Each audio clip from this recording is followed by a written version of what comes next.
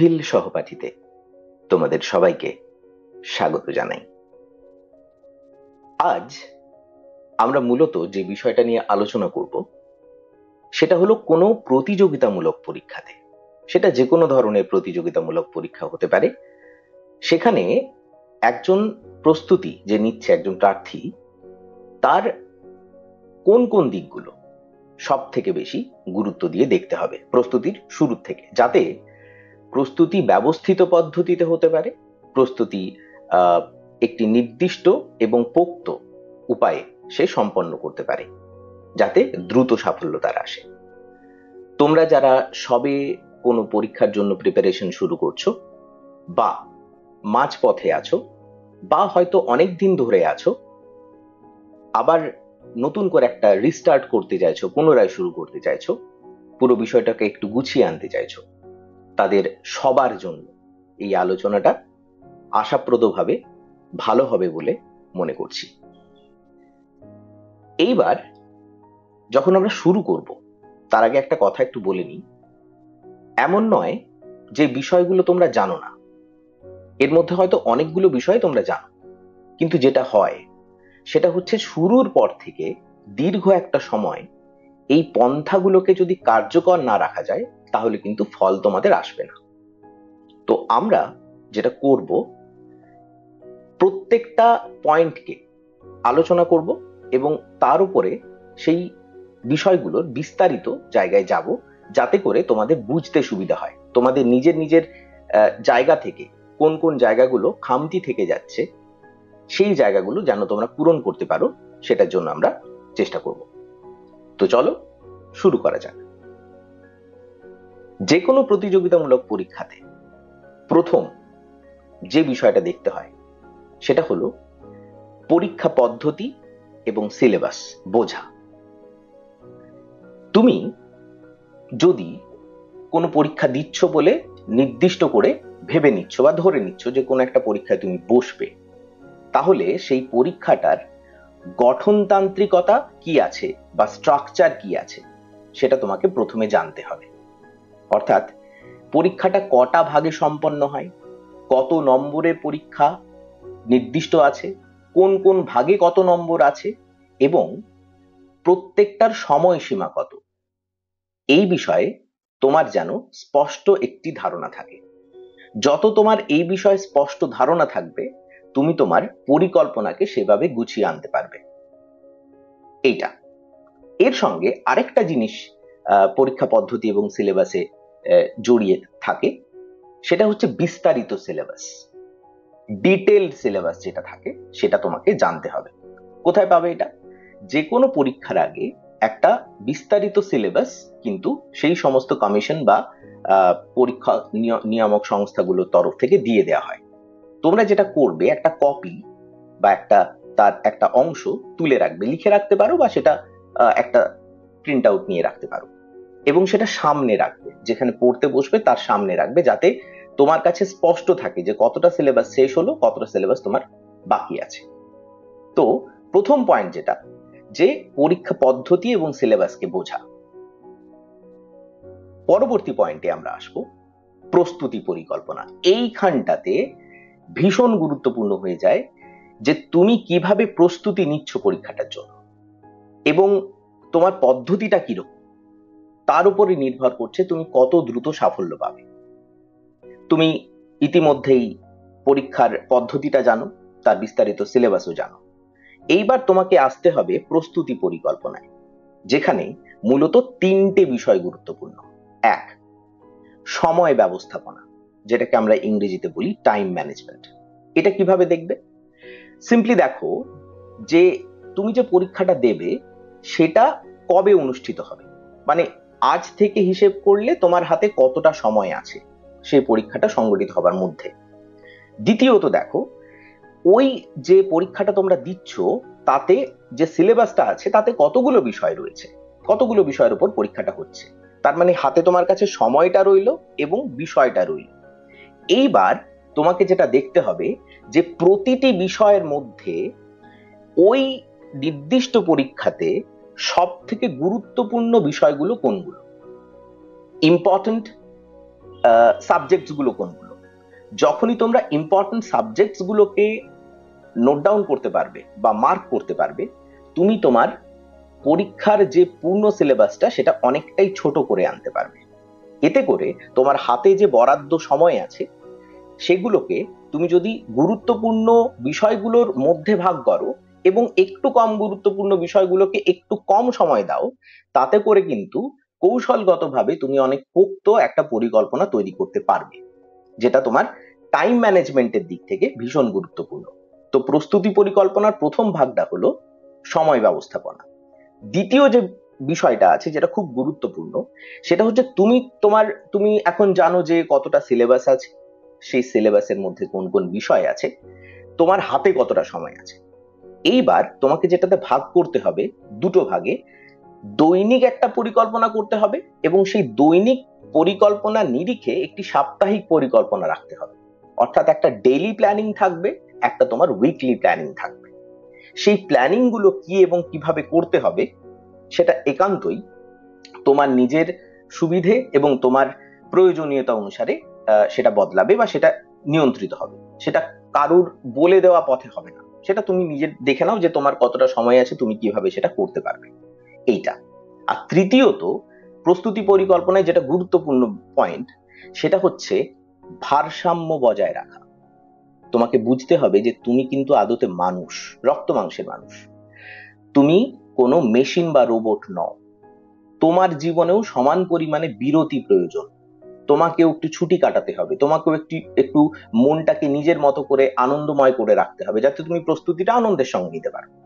তো ভারসাম্য যেন বজায় থাকে। সময় ব্যবস্থাপনা করতে গিয়ে এমন যেন না হয় যে শুধুই পড়াশুনো সারাদিন করে যাচ্ছ, তাতে করে একটা সময় পরে তুমি উৎসাহ হারিয়ে ফেলতে পারো।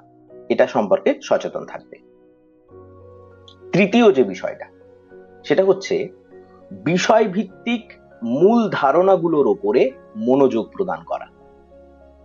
অর্থাৎ তুমি সিলেবাস দেখে নিয়েছো, সিলেবাসের মধ্যে কোন কোন বিষয়গুলো আছে, সাবজেক্টস গুলো আছে সেটাও দেখে নিয়েছো। সাবজেক্ট গুলোর মধ্যে যে কনসেপ্ট গুলো লুকিয়ে আছে, মেন যে কনসেপ্ট যেখান থেকে প্রশ্ন আসতে পারে, সেই কোর কনসেপ্ট গুলোর উপরে কিন্তু তোমাকে ফোকাস করতে হবে প্রথম থেকে। এবং এটা তোমাকে দুটো পদ্ধতিতে করতে হবে।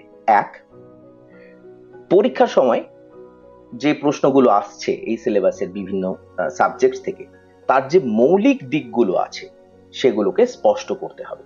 অর্থাৎ যেটাকে আমরা বেসিক কনসেপ্ট বলছি, সেই ফান্ডামেন্টাল বেসিক কনসেপ্ট গুলোকে তোমার কাছে কিন্তু ক্লিয়ার করতে হবে। তোমাকে সেগুলোকে একদম স্পষ্ট করে নিতে হবে, যাতে করে তোমার পরীক্ষার যে মূল ভিত সেটা যেন পোক্ত হয়। একটা খুব স্ট্যান্ডার্ড একটা তোমার বেসিক যেন তৈরি থাকে, যেটার উপর ভিত্তি করে তুমি পরীক্ষাটা দিতে যেতে পারো। আর দ্বিতীয়ত, ভুলেও মুখস্থ বিদ্যার আশ্রয় নেবে না। কারণ যখনই তুমি বৃহত্তর আঙ্গিকে অনেকটা অংশ মুখস্থের দিকে যাবে, তখন যেটা হবে যে তুমি কিন্তু ভুলে যেতে পারো এবং ভুলে যাবেও। আমাদের একটা মানবিক সীমা আছে, হিউম্যান লিমিট আছে। সেই মানবিক সীমা যখনই আমরা ক্রস করব, তখনই কিন্তু আমাদের ভুলভ্রান্তি হওয়ার সম্ভাবনা বাড়বে। তুমি কি করবে? তার বদলে বুঝে পড়ো। দরকার হলে নেমোনিক্সের ব্যবহার করো, কিছু ছক, কিছু ছবি, কিছু ছড়া, এর মাধ্যমে তুমি পড়তে পারো, যাতে বিষয়টা তোমার রপ্ত হয়, আয়ত্ত করতে পারো, সেটা মুখস্থ যেন না করতে হয়। এর মাধ্যমে তুমি কিন্তু তোমার বিষয় ভিত্তিক যে মূল ধারণাগুলো সেগুলো স্পষ্ট করতে পারবে। বোঝা গেল? পরবর্তী যে গুরুত্বপূর্ণ বিষয়, সব থেকে ইম্পর্টেন্ট, সেটা হচ্ছে পরীক্ষার সময় ব্যবস্থাপনা, মানে time management in the exam হল। পরীক্ষার সময় যে টাইম ম্যানেজমেন্ট আছে সেটাকে তোমাকে পরবর্তী ক্ষেত্রে গুরুত্ব দিয়ে দেখতে হবে। এটা কিভাবে করবে? এতেও মূলত দুটো বিষয় আছে। প্রথমত, তুমি দেখো যে তোমার যে পরীক্ষাটা তুমি দেবে নির্দিষ্ট করেছো, সেটার জন্য কতটা সময় বরাদ্দ আছে। সেটা কি 90 মিনিটের, সেটা কি 120 মিনিটের, সেটা কি 150 মিনিটের, নাকি সেটা একদম 60 মিনিটের?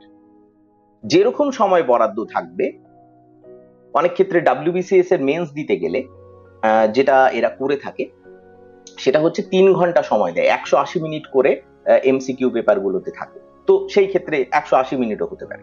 তো তোমার কাছে বরাদ্দ সময় কতটা আছে প্রতিটা পরীক্ষার জন্য, এবং তুমি প্রশ্ন পিছু কতটা করে সময় পাচ্ছ সেই হিসেবে, এইটা যদি তোমার কাছে স্পষ্ট থাকে, তুমি দেখবে উত্তর করতে গিয়ে তোমাকে কিন্তু খুব একটা বেশি বেগ পেতে হচ্ছে না।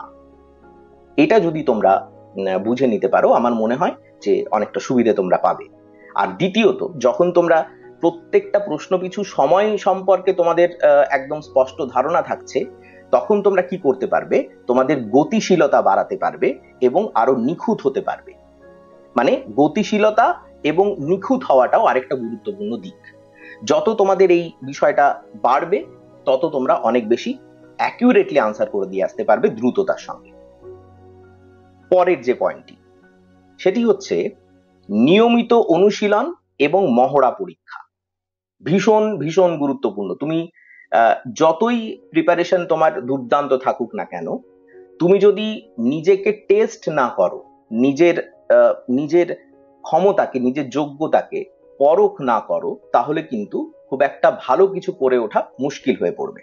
সেই ক্ষেত্রে তোমাকে যেটা দেখতে হবে যে নিয়মিত তুমি যেন মহড়া পরীক্ষা দাও এবং অবশ্যই অনুশীলন করো। এটাও তোমরা দুটো পদ্ধতিতে করতে পারো। সব থেকে সহজ উপায় যেটা, সেটা হচ্ছে যত বিগত বছরের প্রশ্ন আছে, প্রিভিয়াস ইয়ার কোয়েশ্চেন্স, সেগুলোকে সলভ করা, সেগুলোর অনুশীলন করা। এটা যখন তোমরা করবে, তখন তোমরা একটা বৃহত্তর অর্থে অনেকটা বুঝতে পারবে যে সিলেবাসের কোন কোন সাবজেক্টের কোন কোন জায়গা থেকে বেশি প্রশ্ন দিচ্ছে। এটা তো 1 নম্বর বুঝতে পারলেই। দ্বিতীয়ত, তোমার কাছে একটা বেসিক তৈরি থাকবে যে কোন কোন জায়গা থেকে কি কি প্রশ্ন আসছে এবং তোমার বেসিক থেকে প্রশ্নগুলো তুমি পাচ্ছ কিনা। তোমার মহড়া পরীক্ষা দিলে এটা বেড়ে যাবে। আর দ্বিতীয়ত যেটা করতে পারো প্রিভিয়াস ইয়ার কোয়েশ্চেন্স গুলো ছাড়া, সেটা হচ্ছে প্র্যাকটিস সেট সলভ করা।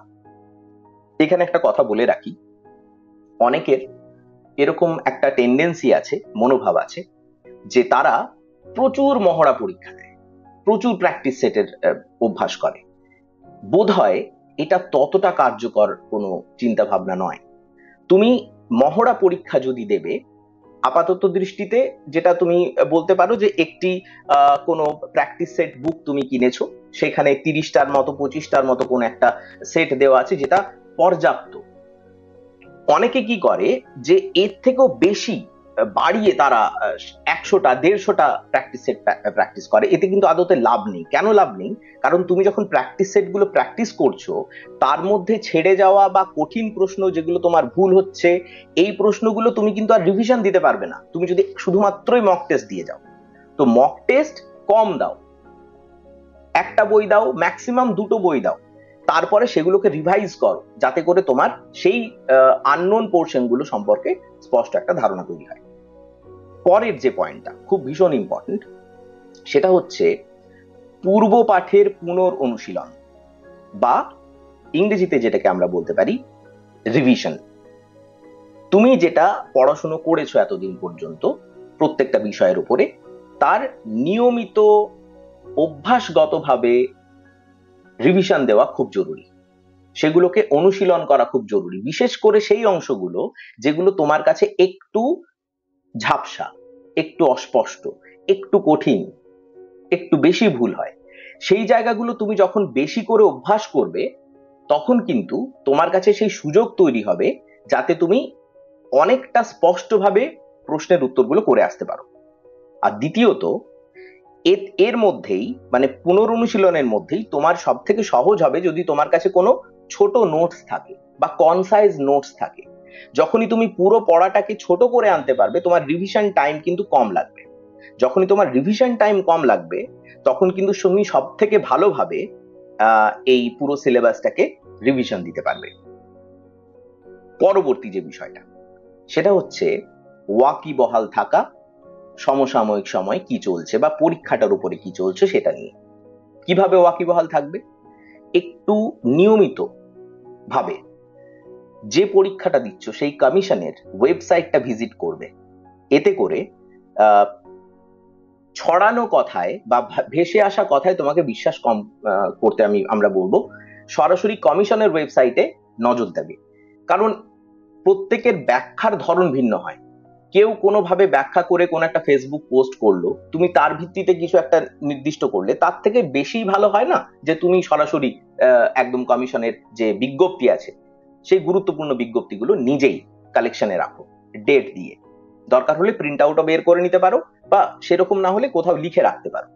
এতে তোমার পুরো পরীক্ষা পদ্ধতির উপরে একটা নজর থাকবে, তুমি ওয়াকিবহাল থাকবে যে নতুন কোনো চেঞ্জেস এলো কিনা পরীক্ষাতে, নতুন কোনো ডিমান্ড ওরা করছে কিনা, সেই বিষয়গুলো সম্পর্কে। এই ছোট ছোট জিনিসগুলো কিন্তু পরীক্ষারই অংশ, এগুলো ভুলে গেলে কিন্তু চলবে না। পরবর্তী যে পয়েন্টটা, সেটা হচ্ছে আমাদের জীবনের সঙ্গে জড়িত। সেটা হচ্ছে যখনই তুমি কোনো পরীক্ষার প্রস্তুতি নাও না কেন, তার মধ্যে অন্যতম গুরুত্বপূর্ণ দিক যেটা, সেটা বেশিরভাগ ছেলে মেয়ে নজর দেয় না, সেটা হচ্ছে একটি স্বাস্থ্যকর জীবনযাত্রা। এর মূলত তিনটে পার্ট, অনেক কিছু আছে কিন্তু মূলত তিনটে অংশে তুমি যদি মনোযোগ দাও, তোমার স্বাস্থ্যকর জীবনযাত্রাটা ঠিকঠাক হবে। সবার আগে পর্যাপ্ত ঘুম এবং বিশ্রাম। তুমি পড়াশুনো করছো মানে পুরো বিষয়টা তোমার মস্তিষ্কের উপর নির্ভর করছে, তোমার ব্রেন যতটা রিসিভ করবে এবং সেই অনুসারে সে কিন্তু অ্যাপ্লাই করে আসবে। সুতরাং চেষ্টা করতে হবে তোমার যেন পর্যাপ্ত ঘুম বা বিশ্রাম থাকে জীবনে। দ্বিতীয়ত যেটা, সেটা হচ্ছে খাবার, যে খাবার দাবার গুলো তুমি খাচ্ছ সেটা যেন কিছুটা স্তরে স্বাস্থ্যকর হয়। এবং পর্যাপ্ত তুমি কসরত করবে।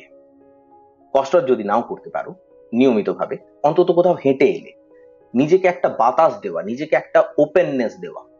এতে করে তোমার মধ্যে রিসিপটিভ কোয়ালিটিটা বাড়বে, গ্রহণযোগ্যতা গুলো বাড়বে, তুমি আরো বেশি জিনিসকে রিসিভ করতে পারবে আরো ক্লিয়ারলি।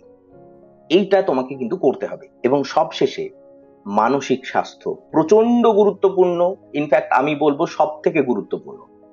মনে যদি পিস না থাকে, শান্তি না থাকে, তুমি যদি পিসফুল স্টেবল লাইফ লিড না করো, তাহলে সম্ভাবনা প্রবল আছে যে তোমার কিন্তু এত সত্ত্বেও তুমি কিন্তু ভীষণ রকম ভাবে ফেল করবে।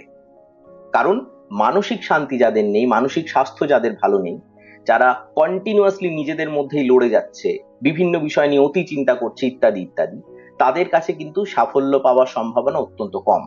তো চেষ্টা করতে হবে মানসিক স্বাস্থ্য যেন ভালো থাকে, এটা স্বাস্থ্যকর জীবনযাপনেরই একটা অংশ। পরবর্তী যে পয়েন্টটা, সেটা হচ্ছে ইতিবাচক থাকতে হবে।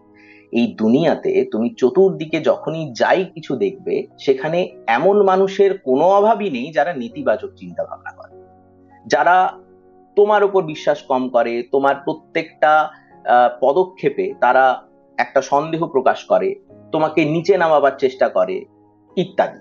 বা তুমি দেখবে এমন আলোচনা হচ্ছে এমন একটা গ্রুপের মধ্যে যেখানে সবকিছু নেতিবাচক আলোচনা হচ্ছে, যার মধ্যে কোনো পজিটিভিটি নেই।